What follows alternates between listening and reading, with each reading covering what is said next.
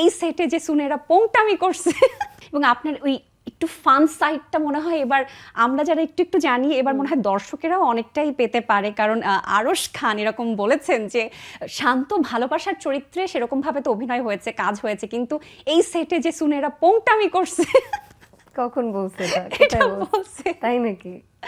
তো এটা একটা মজার বিষয় যে আসলে এই দিকটা কিন্তু একটু হলো মনে হয় পাবে দর্শকেরা। ওইটা বলছে?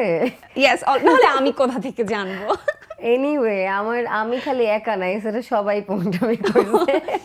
আমার মনে হয় যে আমাদের থেকে সিনিয়ররা বেশি মজা করে কাজটা করছে, এন্ড আমরা সিনিয়ররা যে এত এন্টারটেইনিং হতে পারে এটা আমার এই কাজ করে আমার এক্সপিরিয়েন্স হয়েছে। আমার এই কাজের একটা মানে কিছু দৃশ্য আছে যেটা হচ্ছে আমি করে আমি নিজেই হাসতে হাসতে মরে যেতাম যেটা আমি কি করলাম, কিভাবে করলাম। বিকজ চুমকি যতটা ফ্লার্টি, সুনেরা বিনতে কামাল কিন্তু এরকম না। বাট আমার মনে হয় যে নিধি বা রাবা এই পুরো টিমের সাথে আমার যে কমফোর্ট জোনটা, ওইটার জন্য আসলে আমি আমার বেস্ট ভাবে আমি কাজটা মানে ক্যারেক্টারটা পোর্ট্রে করতে পারছি। আমার কোনো থাকে না যে একটু নার্ভাস লাগা বা একটু ইয়ে লাগাগুলো হয়নি। আমি খুবই মানে আমিও কনফিডেন্ট টিমের প্রতি এবং আমি জানি যে ওরাও কনফিডেন্ট আমাকে নিয়ে। সো ওইটা যখন থাকে তখন না মানে হয়ে যায়। অ্যান্ড সামহাউ চুমকির ক্যারেক্টারটা আমি প্লে করেছি, সিনগুলো যখন দেখতাম আমি বলতাম oh my god, how did I even do this.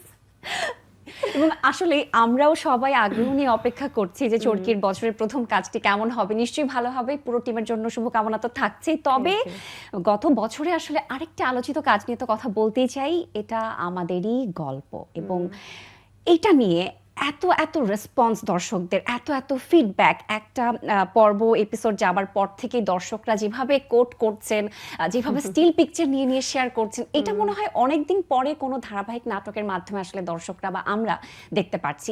এই কাজটি আপনার কাছে কতটা স্পেশাল এটা তো জানতে চাই, আর আসলে দর্শকেরা কেন এরকম ভাবে গ্রহণ করেছেন বা ফিডব্যাক দিচ্ছেন, এই দুটো বিষয় নিয়ে একটু শুনবো আপনার কাছে।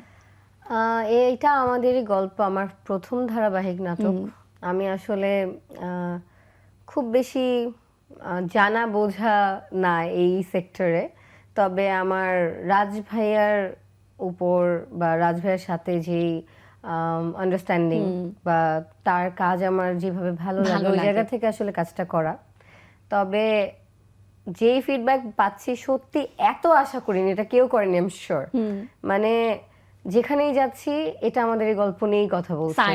আমি রিসেন্টলি নেপালে শুটিং করে আসলাম, আমাকে এয়ারপোর্ট একটা পিচ্চি বাচ্চা ছোট মানে ক্লাস 2 তে পড়ে, ও দৌড়ে এসে বলে সাইরা সাইরা সাইরা, হ্যালো, পরে বলে আমি তোমার সাথে সেলফি তুলি আপু। আমি বলছি হ্যাঁ শিওর। পরে ছবি তোলার পরে ওর আরো ফ্যামিলি আগে আসলো, বাবা মা হয়তো চাচা ফুপুর সাথে ছিল, আরো পিচ্ছি পিচ্ছি কিছু বাচ্চা। তো ওরা আমাকে বললো যে ওরা নাকি পুরো ফ্যামিলি নিয়ে দেখে বসে, মানে সবাই মিলে দে ইগারলি ওয়েট যে নেক্সট এপিসোড কবে আসবে। So it's a very good thing যে আমরা যখন মানে কাজটা করি আসলে আমাদের কি মানে চাওয়াটা কি যে দর্শক দেখবে এবং দর্শক পছন্দ করবে। সো এটা খালি পছন্দ যে করছে তা না, আমাদের তো বের হওয়ার সাথে সাথে মানে এমন ফিডব্যাক পাচ্ছি আলহামদুলিল্লাহ। এন্ড মজারও কিছু ঘটনা হয়েছে সেদিন, যেমন আমি মজার ঘটনার ঝলকগুলো তো আমরা একটু একটু ফেসবুকেও দেখি, সোশ্যাল মিডিয়াতে থাকে। ওগুলা না আমি কি বলার চেষ্টা করছি, ব্যাংকে আমি গেছি, একটা আপু ব্যাংকারি, উনি আমাকে বলছে আপু একটু আসবেন, তো আমি গেলাম। বলছে ফাহাদকে দেখলে মেরে ফাটাই দিতে ইচ্ছে করে। আমি না হঠাৎ করে, because I was not ready for it, ভাবছি যে উনি কাজ নিয়ে কথা বলবেন। তখন আমি বলছি আল্লাহ কেন?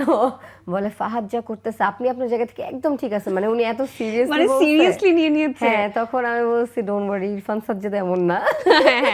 আমরা তো সেটা জানি, তারা তো জানে না। থ্যাংক ইউ যে আপনারা এত ফিল করে কাজটা দেখতে পাচ্ছেন।